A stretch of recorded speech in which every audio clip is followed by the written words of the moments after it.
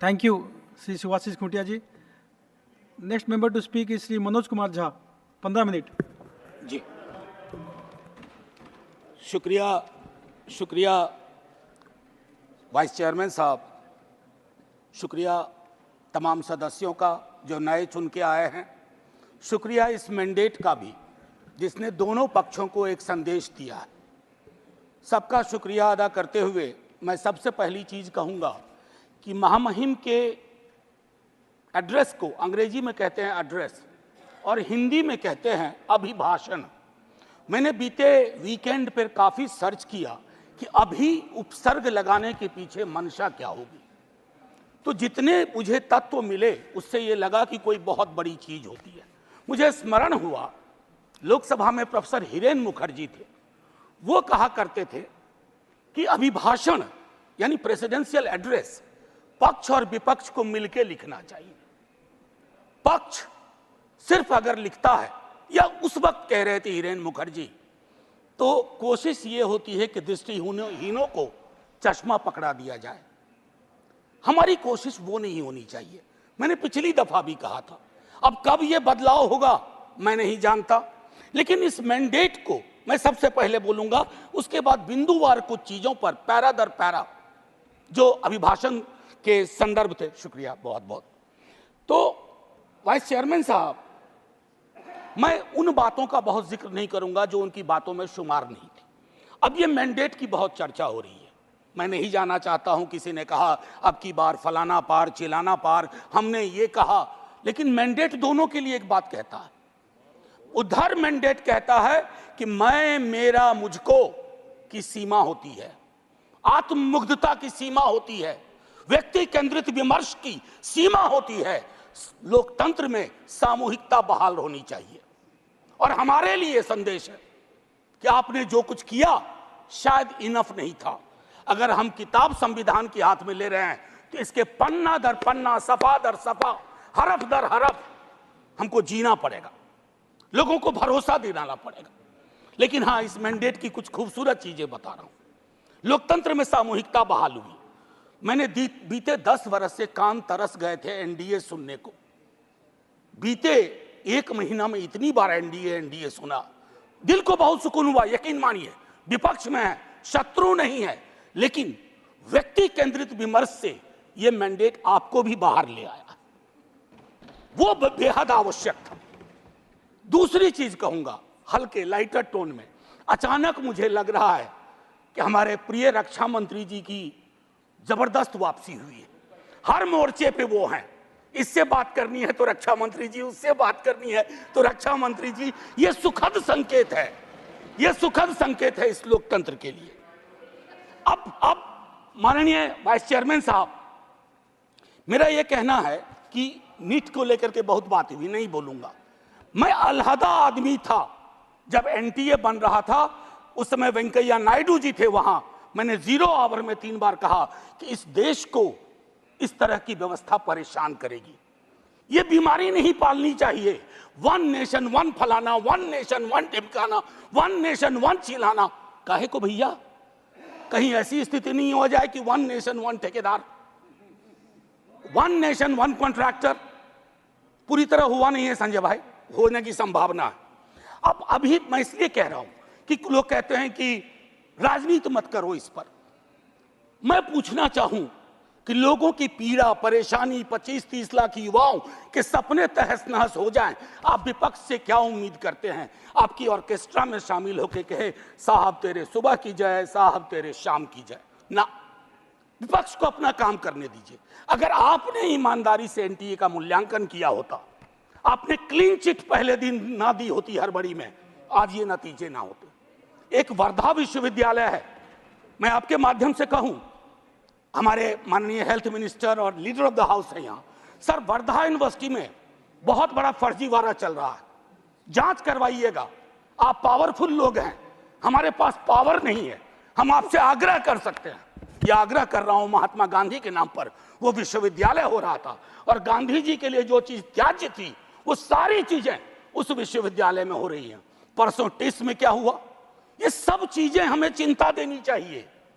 अरे आज आप सत्ता में हैं, कल को हम सत्ता में होंगे, लेकिन अगर देश के सरोकार ही रुग्णावस्था में चले जाएंगे, बीमार पड़ जाएंगे, तो फिर क्या बात, फिर कौन सी राजनीति, फिर कौन सी समाज नीति। युवाओं के रोजगार पर मैं ज्यादा नहीं बोलना चाहता, बहुत लोग बोले हैं। बिहार से आ रहा हूं सर, पूरे चुनाव बिहार में था। बिहार में हमें भले सीट कम आई हो, लेकिन बिहार के युवा से किसी भी जाति का हो, पूछिए नौकरी, नौकरी मतलब तेजस्वी। हमने मयार बदला, वहां चिंतन बदल दी, धारा बदल दी। अब आपकी मर्जी है, कुछ भी कहिए, आप लोग तो जज भी हैं, इन्वेस्टिगेटिव एजेंसी है। मैं हाथ जोड़ के विनती करता हूं, जितनी गालियां मुझको देनी है अपने भाषण में दे लीजिएगा, खूब दीजिए गाली। आदी हो गए हम गाली सुनने के, फिर सुन लेंगे आपसे गाली, लेकिन कुछ बातें रखने दीजिए। NIOS DLED का मसला है, आप ही ने बनाया, आप ही ने उसको डिलेजिटिमाइज कर दिया। भटक रहे हैं हजारों बच्चे, शिक्षा प्रेरक का वही हाल है। तो मैं ये कहना चाहता हूं कि देश में बहुत बुरा हुआ चुनाव के दौर में। भैंस, मंगलसूत्र, मुजरा, टोटी तोड़ ले जाएगा, बिजली काट देगा। सर परेशान हुए हम लोग। मैं चुनाव देख रहा था बैकरूम से, कंप्लेन कर रहा था इलेक्शन कमीशन को, जिसको दाद दी गई है अभिभाषण में। सर कंप्लेन फर्स्ट फेज में किया, परसों मेल आता है, परसों, डे फॉर यस्टरडे, अपना नाम, पता, असेंबली नंबर, मोबाइल नंबर भेजिए। अब किस बात का भैया, अब किस बात का? ये व्यवस्थाएं हैं। इलेक्शन कमीशन की क्रेडिबिलिटी पे एक सर्वे हुआ, 28% लोगों का सिर्फ भरोसा है। इससे ज्यादा भरोसा तो पंचायत वेब सीरीज में फुलेरा के ग्राम प्रधान का है। लोगों को यह सोचना चाहिए। मैं sir mathematical length of tenure के आधार पर नेहरू बनाने की कोशिश हो रही है। Sir mathematical length of tenure से नेहरू नहीं बनता। नेहरू बनता है जो गर्म हवा को पी सके, दूसरे के जख्म को देख करके उस पर मलहम लगाए, जख्म कुरेदे नहीं, जख्म पे नमक ना छिड़के, वो होता है नेहरू। तो सिर्फ मैथमेटिकल इससे। अब सर आपको एक छोटी चीज बताऊं, जातिगत जनगणना की मांग की थी, हमारे जदयू के साथी लोग भी थे, अभी हैं, मंत्री जी प्रणाम, हमारे जदयू के साथी लोग भी थे। नीतीश जी, तेजस्वी जी ने मिलकर सर्वेक्षण कराया।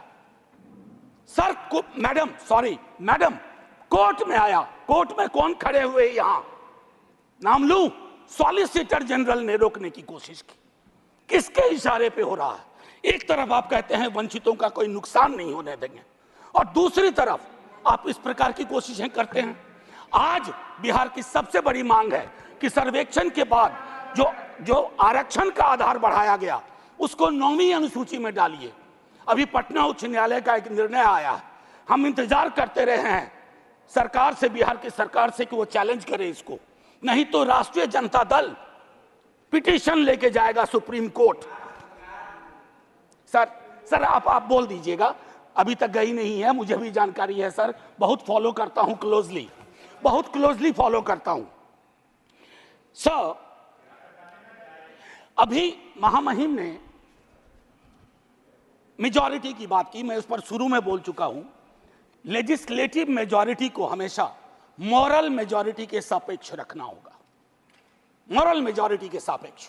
अगर आप मॉरल मेजॉरिटी से नहीं चलाते हैं तो लेजिस्लेटिव मेजॉरिटी जिस दिन साइकिल पे तीर सवार हुआ ना, ये उड़ जाएगा। साइकिल चुनाव चिन्ह है टीडीपी का, और तीर हमारे रामनाथ भाई का, जनता दल यूनाइटेड का। एनीवे भाजपा का देखिए, कभी कभी मैंडेट कितना खूबसूरत काम करता है। हम बचपने से बीजेपी को मैं फॉलो कर रहा हूं, सारी पार्टीज को करता हूं, बीजेपी को भी कर रहा हूं। बीजेपी का संकल्प पत्र हुआ करता था, इस बार वो हो गया था मोदी जी की गारंटी। इस डेमोक्रेटाइजेशन का जो मैंडेट है, इससे आपको बहुत बड़ा फायदा है। व्यक्ति के समक्ष कोई भी दल समर्पित ना हो जाए, ये मैं समझता हूं उपलब्धि आप लोगों की भी है जी। आरजेडी गारंटी नहीं लिखती है व्यक्ति की।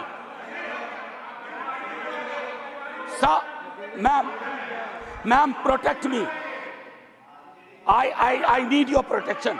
Ma'am chairperson, I have 15 minutes. आप Would you care to sit down, sir? आप हाथ जोड़ रहा हूं, जरा मैम। बीच में मत बोलिए। ये तरीका नहीं है sir, leader of the house ऐसे चलेगा? आप बीच में मत बोलिए प्लीज।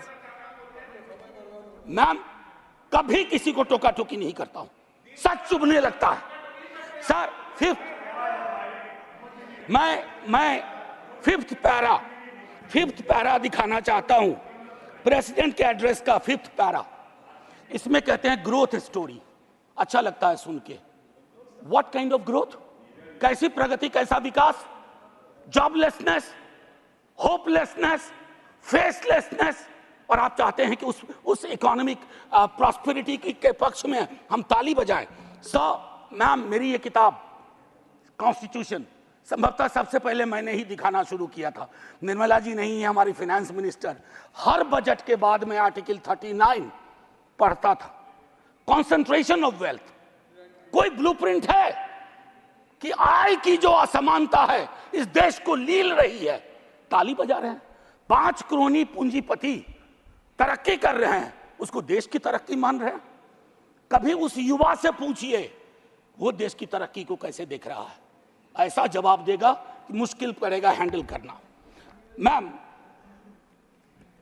पैरा 16 में बाबा साहब को सेलेक्टिवली कोट किया गया। ये सेलेक्टिव कोट बड़ा परेशानी का चीज है कि आप किसी को सेमीकोलन के बाद कोट कर दें, उसके पहले की बात छोड़ दें। ये इसको हम लोग की भाषा में, एकेडमिक्स में कहते हैं ऑलमोस्ट अकिन टू प्लेजरिज्म। वो किया गया। अब प्रधानमंत्री जी ने चुनाव के वक्त कहा कि एक ही जाति है, वो है गरीबी। सुनने में शायराना लगता है, खूबसूरत लगता है, फिल्मी लगता है, लेकिन ऐसा क्यों है कि जातिगत हिरार्की में नीचे जाते हैं तो गरीबी बढ़ती है, ऊपर जाते हैं तो गरीबी घटती जाती है। अब मैं समझता हूं कि ये NFS, नॉन फाउंड सूटेबल, ये चिंता का विषय है सबको। अभी अनुप्रिया पटेल जी को चिट्ठी लिखनी पड़ी है। मैं बताऊं, ये एक मानसिक रोग है जो नॉन फाउंड सूटेबल करता है विश्वविद्यालयों में। इस मानसिक रोग से डील नहीं किया ना तो हमारी कथनी और करनी में मीलों का फासला होगा।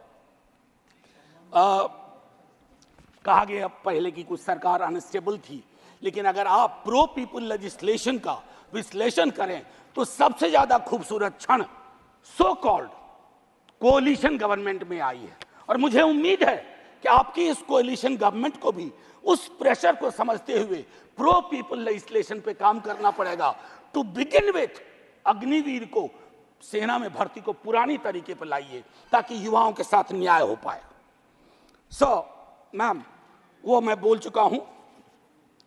भारतीय न्याय संहिता आज से लागू हो गई, लेकिन हमें याद रखना चाहिए 150 सांसदों के निलंबन के साथ यह पास हुआ है। इसमें कोई चर्चा नहीं हुई। ये एक कदम है पुलिस स्टेट की ओर, एक ऑर्वेलियन स्टेट की ओर। इससे मैं आगाह करता हूं, क्योंकि हमेशा आप वहां नहीं होंगे। जब यहां होंगे तो यही दंड प्रावधान लागू होंगे। मैं और सुनिए, para 26 disruptive forces are conspiring to weaken democracy. महामहिम से कहलवाया गया है। ये स्टैन स्वामी कौन थे? कैसे इस दुनिया से गुजर गए? क्यों आज भी उमर खालिद, मीरान हैदर, खालिद सैफी जैसे जवान, जो सरकार की आलोचना को देश की आलोचना बना दिया गया। और मैं 2 किताब, अगर ये किताबें मेरे पास आती हैं तो नड्डा जी के कार्यालय में भी पहुंचना चाहिए। The incarcerations by Alpa Shah और ये challenging caste by Ajaz Ashraf. ये दास्तान है democracy, how it is being muzzled. Anyway, ma'am, मैं ज्यादा वक्त लेते हुए नहीं कहूंगा। इमरजेंसी पे बात हुई, मैम वाइस चेयरपर्सन, इमरजेंसी पे बात हुई। सचमुच बहुत बुरा अध्याय था, लेकिन मुझको लगता है कि इंदिरा जी के एडवाइजर बहुत स्मार्ट नहीं थे। आज की तरह के होते ना तो कहते 352 की जरूरत भी नहीं है, ऐसे ही बना देंगे। ये हालात, ये फर्क है। और आखिरी में कहूंगा कि ये जो चुनावी विमर्श है, इसकी वजह से जहर बहुत है समाज में, लिंचिंग चल रही है, लिंचिंग। मैं कितने विजुअल्स बताऊं। आज से 3 दशक पूर्व मुझे स्मरण है, राही मासूम रजा ने एक छोटी कविता लिखी थी, मैं यही कह के खत्म करूंगा। उन्होंने एक कविता लिखी थी, वो आधा गांव के लेखक थे, कई लोग उनको महाभारत के लेखक के रूप में जानते हैं। उन्होंने एक, और उनके लिए गंगोली और गंगा उनकी माँ थी, ये था एक भारतीय मुसलमान का चित्रण। उन्होंने लिखा था, मेरा नाम मुसलमानों जैसा है, मुझको कत्ल करो और मेरे घर में आग लगा दो, मेरे उस कमरे को लूटो जिसमें बयानें जाग रही हैं मेरी, और जिसमें मैं तुलसी की रामायण से सरगोशी करके कालिदास के मेघदूत से कहता हूं मेरा भी एक संदेश है। अब आइए दूसरा, ये 3.5 दशक पूर्व लिखी गई अभी, और यही मैं खत्म करूंगा। ये पूरे देश का चित्रण है, ये हम सब के लिए आईना है। वरना मारे जाओगे, रघुवीर सहाय को याद करते हुए एक युवा कवि अदनान नाम के लिखा है। मत भूलो कि तुम मुसलमान हो, बस 30 सेकेंड और लूंगा। मत भूलो कि तुम मुसलमान हो, बस लोगों को छलावा देते रहो कि तुम मुसलमान नहीं हो, वरना मारे जाओगे। राह चलते ख्याल रखो कि कहीं तुम्हारी कमीज से मुसलमान होने की बू तो नहीं आ रही।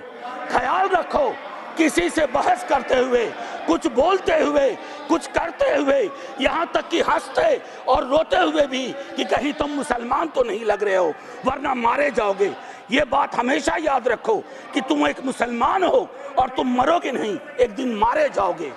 विवेकहीनता, तर्कहीनता के समाज को ध्वस्त करिए, आइए हिंदुस्तान बनाइए, वो हिंदुस्तान जहां कोई फर्क ना हो, गले लग सकें, ये नहीं कि चुनावी मंच से कुछ, जमीन पे कुछ।